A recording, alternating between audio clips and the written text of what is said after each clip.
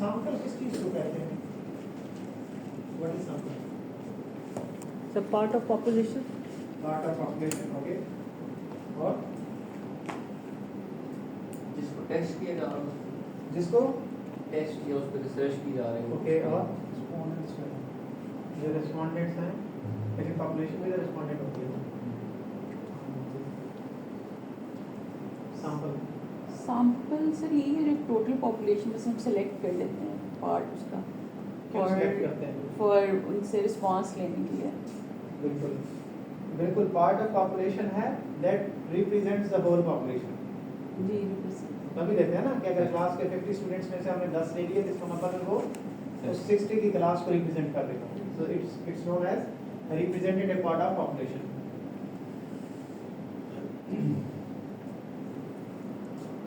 ये बात थी कुछ आप में से किसी ने बताया है कि जो हम अपनी स्टडी के कलेक्ट करने के लिए जिनसे डाटा लेते हैं उन लोगों को, उन एलिमेंट्स को, ग्रुप ऑफ पीपल को जो है वो हम सैंपल कहते हैं। अच्छा, जो एलिमेंट होता है वो ये है कि अगर ह्यूमंस के ऊपर स्टडी हो रही है तो ह्यूमंस ही उसका जो है वो पॉपुलेशन होगी और सैंपल भी उन्हीं ह्यूमन से लिया जाएगा। अगर कंपनीज के ऊपर स्टडी हो रही है तो कंपनीज का डाटा जो है वो, जो कंपनीज है इनफैक्ट वही पॉपुलेशन होगी और उस एक इंडिविजुअल कंपनी जो है वो उसका एलिमेंट होगी। और अगर 100 कंपनी में से जैसे आपने देखा आमतौर के ऊपर हम कहते हैं कि ये स्टॉक एक्सचेंज की 600 कंपनीज हैं और इसमें से हम 100 कंपनीज का हमने डाटा लिया और 100 कंपनीज जो है उसको रिप्रेजेंट कर रही है। ठीक है, तो जरूरी नहीं है कि रेस्पोंडेंट जो है वो इंडिविजुअल हो सकता है, यानी जो यूनिट ऑफ एनालिसिस है वो जरूरी नहीं है कि ह्यूमन हो, वो नॉन ह्यूमन भी हो सकते हैं।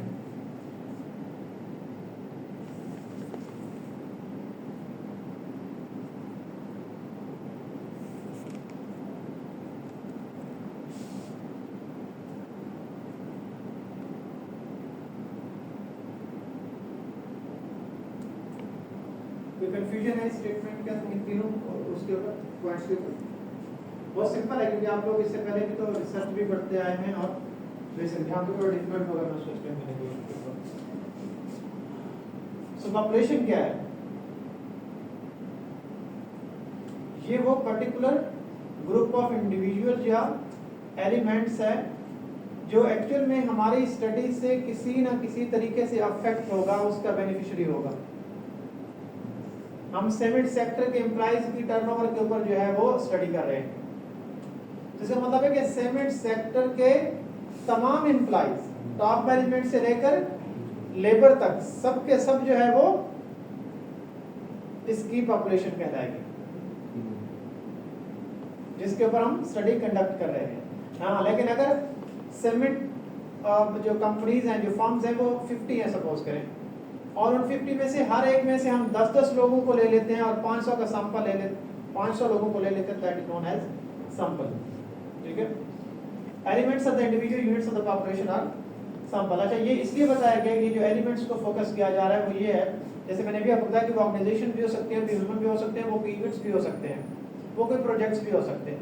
ठीक है, तो इसीलिए टोटल पॉपुलेशन का मतलब है टोटल फ्रेम जो किसी ना किसी तरीके से उस स्टडी से इन्फ्लुएंस होना, या तो उसको बेनिफिट होगा या वो रिस्पांस उससे लेना है किसी और स्टेक होल्डर के लिए। ठीक है, अच्छा, एक होता है पॉपुलेशन और एक होता है टारगेट पॉपुलेशन। तो डिफरेंस है इसमें कोई?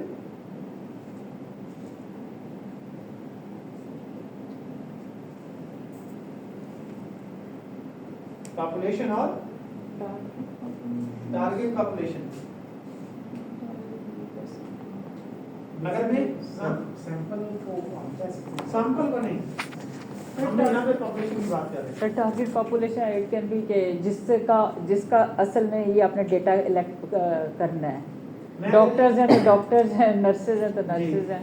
ठीक है, लेकिन अगर मैं ये कहूँ कि मैं स्टूडेंट्स के CGPA के डिटर्मिनेंट्स के ऊपर स्टडी करना चाहता हूँ ग्लोबली, तो ये पॉपुलेशन हो गई ओवरऑल फुल फ्लेज पॉपुलेशन। लेकिन अगर मैं ये कहूँ कि सिर्फ पाकिस्तान से डाटा लेना है, मेरा टारगेट क्या है? पाकिस्तान के स्टूडेंट्स हैं, जिसका मतलब मेरी टारगेट पॉपुलेशन पाकिस्तान है, लेकिन हालांकि इसके अंदर से भी सैंपल लेना बाकी होगा। इसी स्पेसिफिक सेक्टर की भी मैंने आपको एग्जांपल दी है, हालांकि सेक्टर तो बाकी भी एम्प्लॉय हर जगह काम करते हैं, टर्नओवर हर जगह के ऊपर होता है, लेकिन हमने स्पेसिफाई क्या किया है, सीमेंट सेक्टर को कर दिया है। तो टारगेट पॉपुलेशन क्या है उसकी, वही cement sector. Okay, so accessible population क्या कहलाएगी? That is a part of target population है हमारी। हमने कहा कि सीमेंट सेक्टर के एम्प्लॉइज को लेना है, लेकिन उन एम्प्लॉइज को जो रीचेबल हो। और ये पर्टिकुलरली जो एक्सेसिबल पॉपुलेशन की अगर हम बात करें, इसका मतलब है कि क्वालिटेटिव रिसर्च के अंदर पर्टिकुलरली के जिन लोगों को हमने अपनी पॉपुलेशन बनाया उनमें क्या, अगर मैं रैंडम सिलेक्शन करूं, सैंपलिंग की रैंडम सिलेक्शन करूं, 100 लोग हैं, मैं कहता हूं कि मेरे फ्रेंड के अंदर 1 से 100 जो है वो सीईओ सीएफओस का मैंने इंटरव्यू करना है। इन टोटल पॉपुलेशन मेरी 100 सीएफओ की है, लेकिन मैंने इंटरव्यू करना है, सपोज करते हैं सैंपल ले लेता हूं 10 लोगों का। अब मैं रैंडमली क्या कहता हूं कि 100 में से मैं 13th नंबर जो है वो जो सीएफओ होगा वो उठाऊंगा। मैं कहता हूं जो 21 नंबर होगा उसे भी उठाऊंगा। मैं कहता हूं मैं 53 वाले को नंबर पे जो आ रहा है सीक्वेंस में उसको उठा लूंगा। इसका मतलब है कि मैं देखता हूं कि क्या ये एक्सेसिबल भी है या नहीं है। ओवरऑल पॉपुलेशन 100 लोग जो हैं वो सारे के सारे मेरे पास एक्सेसिबल हैं, तो this is known as accessible population. और अगर उनमें से सैंपल एक्सेसिबल को देखना चाहूंगा, तो क्या जिन लोगों को मैंने टारगेट किया with in the accessible population, क्या वो एक्सेसिबल है या नहीं।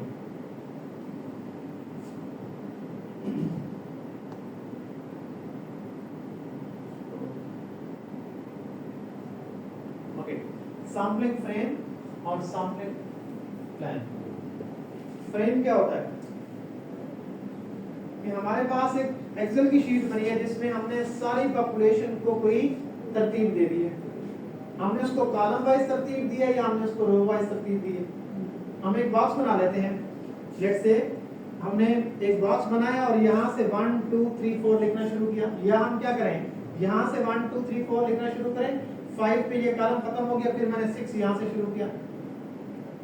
तो जितनी मेरी पॉपुलेशन है, मैंने उसको क्या किया, उसके हर एलिमेंट को उस फ्रेम के अंदर डाल दिया, उसकी सीक्वेंस जो भी हो। बात समझ आ रही नहीं आ रही?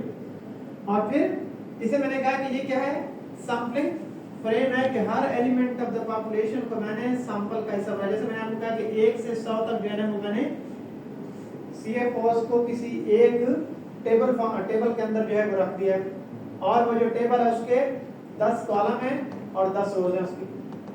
इसका मतलब है उसके कितने टोटल जो है वो 100 सेल्स बन गए, और उन 100 सेल्स के अंदर एक एक सीएफओ को जो है वो मैंने डाल दिया। तो ये क्या हो गया, मेरा सैंपलिंग फ्रेम हो गया। सैंपलिंग फ्रेम को ये बात याद रखनी है कि टोटल पॉपुलेशन के एलिमेंट को अगर उस टेबुलर फॉर्म में डालेंगे, सिस्टमैटिक वे में उसे डालेंगे, तो फिर हम कहेंगे कि ये सैंपलिंग फ्रेम है। ये नहीं कि सिर्फ सैंपल को फ्रेम करना है। वही मैं कहने लगी थी, अगर सब हो गए हो तो पॉपुलेशन जी, पॉपुलेशन, जैसे पॉपुलेशन फ्रेम कहना चाहिए, नहीं, अगर तो होता तो वर्ल्ड सैंपल फ्रेम, तो फिर और sampling is the process, yes, sampling तो प्रोसेस को कह रहे हैं ना। तो जो हमारे पास फ्रेम पॉपुलेशन का मौजूद है, जिसको हमने यूज करना है सैंपल सिलेक्ट करने के लिए, उसको हम कहते हैं सैंपलिंग प्रोसेस है। तो इसलिए इसको सैंपलिंग फ्रेम कहा गया है कि इसमें से सैंपल हम निकालेंगे। ओके, सो लिस्टिंग, क्या लिखा हुआ है, listing of every member of the population using the sampling criteria to define membership in the population. कि लेट्स से मैं कहता हूं कि मैं सिर्फ फीमेल्स लूंगा, मैं सिर्फ मेल लूंगा। इस एजुकेशन का मेरा क्राइटेरिया है कि वो मास्टर क्या होना चाहिए, उसकी एज ये होनी चाहिए, उसका डेमोग्राफिक की बेसिस के ऊपर मैंने कुछ ना कुछ उसका क्राइटेरिया सेट किया कि जिस क्राइटेरिया में आएगा। जैसे मैंने अभी आपको बात की कि पूरे पाकिस्तान के अंदर अगर एम्प्लॉइज के टर्नओवर की बात की जाए, इसका मतलब एम्प्लॉइज तो टॉप मैनेजमेंट से लेकर लोअर तक है, लेकिन मैं कोई क्राइटेरिया रखूंगा या नहीं रखूंगा।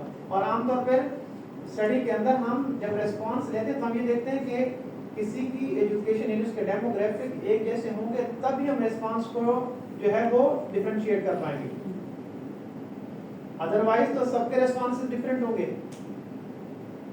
एक आम जो डेली वेजर होगा या लेबरर होगा, उसका रेस्पॉन्स उसकी सोच डिफरेंट है, जबकि एक सीएफओ है या डायरेक्टर है, उसका रिस्पांस या सोच डिफरेंट होगी। लेकिन हम कहते हैं कि नहीं, सारे लेबर से डाटा लेना है तो उनकी सोच उस लेवल तक तो एक जैसे ही है ना सब, तो उसके दरमियान में जो गैप है उसको सर्च करने की जरूरत है, उस रिस्पांस को डिफरेंशिएट करने की जरूरत है। अदरवाइज तो सबके हेटेरोजेनियस रिस्पांस होंगे अगर हम सब एम्प्लॉय को एक ही फ्रेम के अंदर लेके आ जाएं। So subjects are selected from the sampling frame, और हम जो सैंपल लेंगे उसमें से हर एलिमेंट, लेट्स से हमने 100 सीएफओ में से जो 10 सिलेक्ट करने हैं, उससे हम कहते हैं कि ये 10 सब्जेक्ट्स हमें कहां से लेने हैं, उसी सैंपलिंग फ्रेम से लेने हैं। लेकिन किस तरह लेने हैं, इसे हम सैंपलिंग टेक्निक्स के थ्रू हम लेंगे।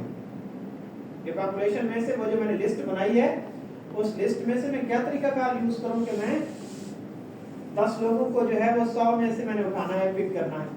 क्या मैं रैंडम करूं, मैं कुछ सिस्टमैटिक वे यूज करूं या कोई और तरीका कार यूज करूं? ठीक है। सैंपलिंग प्लान क्या है, स्ट्रेटजी मेरी क्या होगी, जो प्लान है सैंपल फॉर स्टडी, वो क्या है, ये भी आपने पढ़ा है, प्रोबेबिलिटी सैंपलिंग और नॉन प्रोबेबिलिटी सैंपलिंग। ये है हमारे पास सैंपलिंग का फ्रेम कि इन दोनों में से किसी एक टेक्निक को हम यूटिलाइज कर सकते हैं। अगर प्रोबेबिलिटी देखें तो इसका क्या मतलब है, uses random sampling technique to create a sample, कि हर उस फ्रेम के अंदर, उस टेबल के अंदर हर एक इंडिविजुअल या हर एक एलिमेंट या हर एक सब्जेक्ट के इक्वल चांसेस हैं सिलेक्ट होने के, जिसे हम कहते हैं ये क्या है, प्रोबेबिलिटी सैंपलिंग है। जबकि नॉन प्रोबेबिलिटी में क्या है, मेरी अपनी चॉइस, मेरी अपनी कन्वीनियंस, मेरी अपनी जजमेंट वो इसमें आएगी, और ये पर्टिकुलरली क्वालिटेटिव रिसर्च के अंदर हम यूज करते हैं। मुझे ये पता है एज अ रिसर्चर कि अगर मुझे एजुकेशन डिपार्टमेंट से कोई इंफॉर्मेशन लेनी है या स्टूडेंट के हवाले से कोई चीज जो है वो मुझे समझनी है, तो आपकी इस पॉपुलेशन के अंदर जो 4 लोग बैठे हैं उससे जो है वो मैडम सोबिया जो है वो सही रिस्पांस करेंगे। क्यों? क्योंकि ये उन्हीं लोगों के साथ डेली जो है वो इंटरेक्ट करते हैं और इनके ऑब्जर्वेशन उनके हवाले से। तो इसका मतलब है कि ये वो स्पेसिफिक पर्सन है जो मुझे सही रिस्पांस दे सकती है, ऐसा कि नहीं है? तो इसीलिए हम ये कहते हैं कि यहाँ पे मैंने क्या, इनको आप में से जानबूझ के जो है वो चूज किया है और बाकी सबको जो है वो इग्नोर किया है। लेकिन अगर प्रोबेबिलिटी सैंपलिंग यूज कर रहा था तो मैं क्या कहता, तो फिर मैं रैंडमली सिलेक्शन करता, लेकिन मैं ये ना देखता कि इसका जो है इनका जो है वो सॉरी ताल्लुक अग्निया से, इसी वजह से ये रिस्पांस ही देंगे। फिर मैं आपसे भी रिस्पांस ले सकता था और अरसान से भी रिस्पांस ले सकता था। सैंपलिंग क्राइटेरिया, इंक्लूजन क्राइटेरिया और एक्सक्लूजन क्राइटेरिया। तो inclusion criteria, characteristics of the subject और element must possess to be part of target population, कि हम क्या किस बेसिस के ऊपर इसको इंक्लूड करें और किस बेसिस के ऊपर इसे एक्सक्लूड कर रहे हैं। तो जैसे मैंने अभी आपको बताया है कि मैंने कहा कि मैं जेंडर की बेसिस के ऊपर लूंगा, मैं इस एज ग्रुप को लूंगा, इस क्वालिफिकेशन के साथ लूंगा, इस इनकम लेवल के साथ लूंगा, इस सिटी से लूंगा, इस जो है वो डिपार्टमेंट से लूंगा। तो ये क्या है, मैंने क्राइटेरिया सेट किया है कि मेरी जो टारगेट पॉपुलेशन है वर्चुअल में ये लोग होंगे और इन्हीं से मैं सैंपल पिक करूंगा। और एक्सक्लूजन का, जिसकी तालीम, जिसका क्वालिफिकेशन जो है वो मैट्रिक से कम है उसको मैं कंसीडर नहीं करूंगा, जिसकी एज जो है वो 20 से बिलो है उसको मैं कंसीडर नहीं करूंगा। तो ये क्या है, इंक्लूजन और एक्सक्लूजन के क्राइटेरिया। अच्छा, ये क्यों है? इसलिए क्योंकि मुझे अपने आप को वैलिड करना है, क्योंकि बाद में जब रिस्पांस आते हैं तो हम, आपको मालूम है कि डाटा की रिलायबिलिटी या वैलिडिटी क्वांटिटेटिव के अंदर चेक करते हैं ना कि ये डाटा रिलायबल है या नहीं है, लेकिन क्वालिटेटिव के अंदर हम रिलायबिलिटी और वैलिडिटी चेक नहीं करते, मैं आपको बता दूं। और उसका रिलायबिलिटी वैलिडिटी यही होती है कि मेरी ये जो जजमेंट है कि मिस सोबिया जो है वो सही रिस्पांस करेंगे और मुझे पता है कि ये एक्सपर्ट ऑफ द फील्ड है इस मौजूदा पॉपुलेशन में से। और वो मेरी जजमेंट क्यों है, क्योंकि मैं भी सिर्फ स्पेसिफिकली उन लोगों को, लेट्स से मैंने इनको, जो भी मैंने अपना क्राइटेरिया बना रखा था उसके मुताबिक मैंने इनको सिलेक्ट कर लिया। अब मुझे आगे नहीं पता और मैंने 10 लोग और भी लेने हैं, फिर मैं क्या कहूँगा, मिस सोबिया से कहूँगा कि आप रिकमेंड करें, आप रेफरल दें। क्यों? क्योंकि ये एक्सपर्ट ऑफ द फील्ड है, तो इनको पता होगा कि एक्चुअल में कौन कौन से लोग ऐसे हैं जो ये रिस्पॉन्स दे सकते हैं। ठीक है, आप सबको मालूम है कि आमतौर के ऊपर जिस चीज़ के आप स्पेशलाइज होते हैं तो आपको पता होता है कि जब फलां डिपार्टमेंट के अंदर जो मेरी फील्ड का बंदा फलां एक्सपर्ट है, उसका बड़ा नाम है, ऐसा कि नहीं है, तो वो फिर हम रेफरल आमतौर पर लेते हैं, जिसको आगे जाके पढ़ेंगे भी इसी स्नोबॉल टेक्निक कहते हैं कि मैंने एक सिलेक्ट किया, उसका क्राइटेरिया सेट किया, उनकी बेसिस के ऊपर इनको सिलेक्ट किया, अब इनके रेफरल से इन्होंने दो लोग बता दिए, इन्होंने कहा कि अरसलान जो है वो ये रिस्पॉन्स दे सकता है या मिस सादिया दे सकती है। जब मैं मिस सादिया और अरसलान से इंटरव्यू करने गया तो अरसलान ने 3 और लोग बता दिए और मिस सादिया ने 2 और बता दिए। तो ये क्या हो रहा है, ये स्नोबॉल की तरह जो है वो मेरे पास ज्यादा से ज्यादा कंसंट्रेशन ऑफ सैंपल होती है। सर कैंसर फैलता जा रहा है। एग्जैक्टली। अब आता है कि 2 ways of defining a sampling criteria। क्या होना चाहिए, होमोजीनियस हो या हेट्रोजीनियस हो। और होमोजीनियस भी क्या चीज है, as similar as possible so that extraneous variables can be controlled।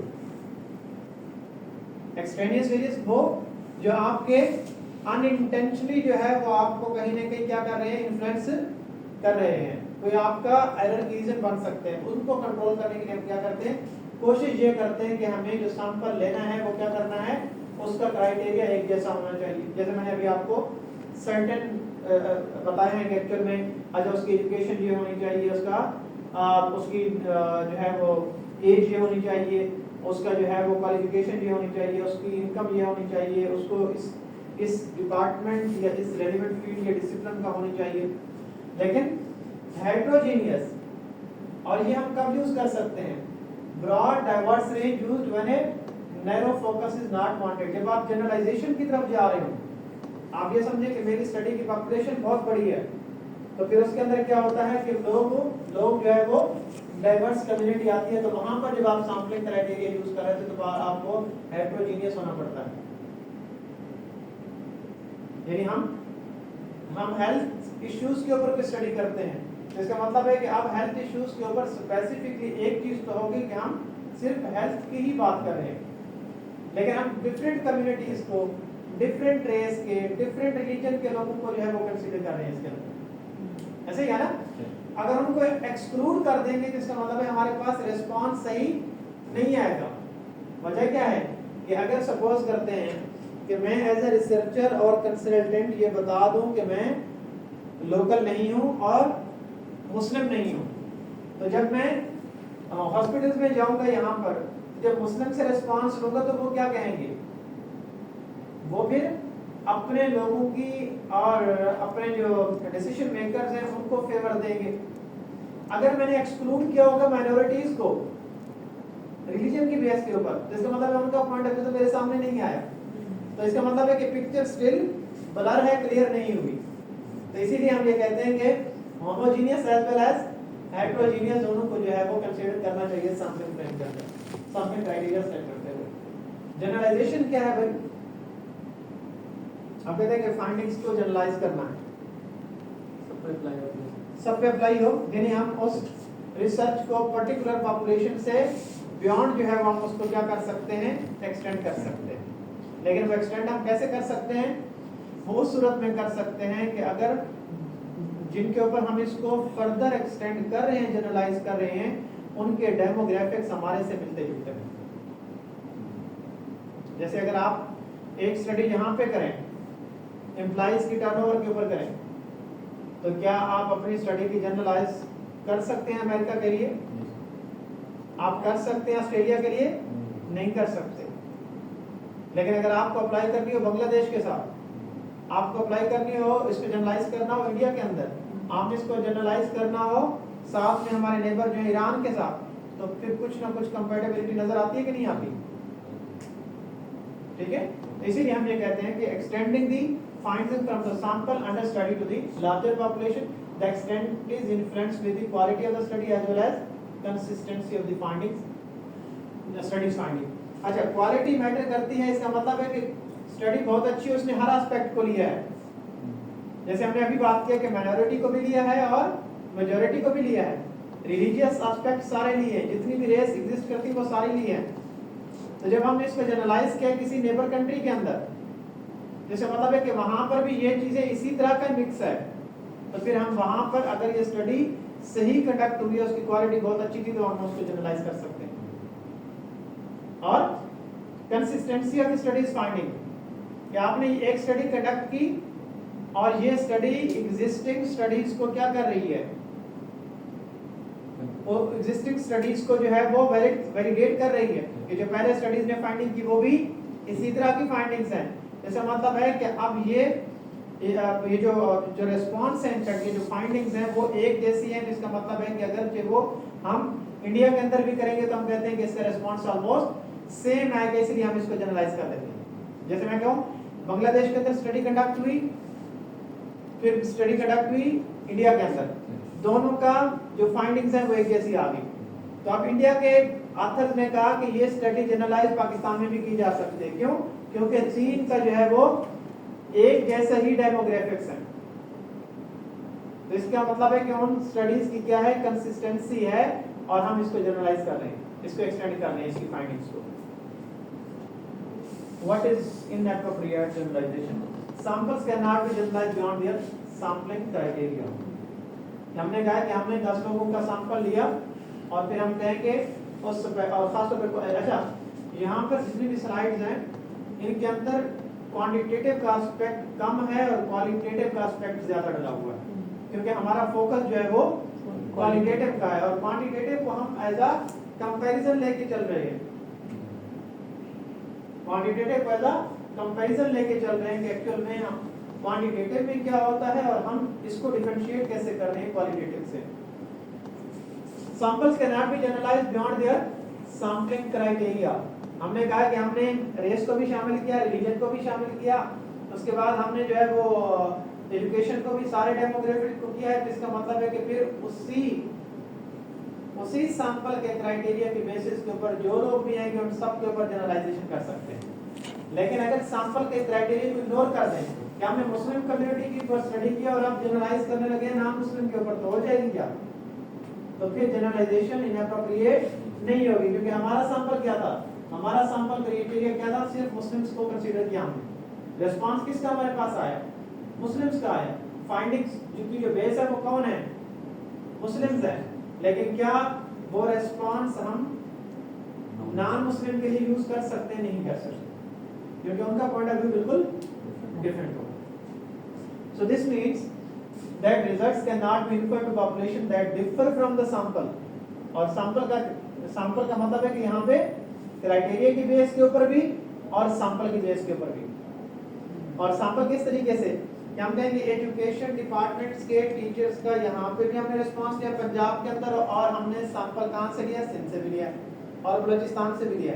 आप सबको मालूम है कि अगर हम सैंपल हमारा डिफरेंट होगा तो रिस्पांस भी डिफरेंट है। हाँ, पंजाब जैसे ही बाकी प्रोविंसेस होते, डेवलप्ड होते, इस तरह की चीजें बेहतर होती, तो इसका मतलब है कि फिर हम ये कहते हैं कि कहीं ना कहीं इनके दरमियान में क्या है, सिमिलरिटी है, और फिर हम इसको जनरलाइजेशन भी कर सकते हैं। लेकिन अगर सैंपल बिल्कुल एक दूसरे से डिफरेंट हो तो फिर हम उसको जनरलाइज नहीं कर सकते। This will lead to inappropriate generalization. ये दो रीजंस थी।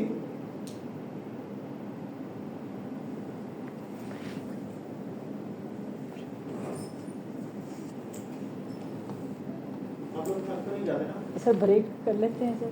सब जवान है माशाल्लाह से। तो सर मैं तो बुजुर्ग हूँ इन सब में से। ब्रेक तो हम करते हैं। चलिए ये टाइप्स ऑफ, अच्छा आज का तो ये जो टॉपिक है ये तो बहुत ही सिंपल सा है। और तो चाय बंद हो जाती है सर 8 बजे सर के बाद। ओके चलें। सर कैंटीन वाले सर चाय नहीं देते सर। हमारे यहाँ से अच्छी चाय मिलती है ना वो। सर हम बुजुर्ग लोग सबसे अच्छी चाय मिलती है यहाँ पे। सर आप खुश हो जाते हैं। कभी इत्तेफाक हुआ नहीं यहाँ पे। सर चले सर आज इकट्ठे पीते हैं सर आज। सर जो बाहर कैंटीन है हाँ, लेकिन फिर ये है कि मेरे साथ जाने के लिए होगा कि चाय पिलाऊंगा। नो सर ये नहीं क्योंकि मैं स्टूडेंट से चाय पीता नहीं। सर हम डिफरेंट स्टूडेंट हैं। Yes sir. स्कॉलर बाकी तो जो वो है ना छोटे छोटे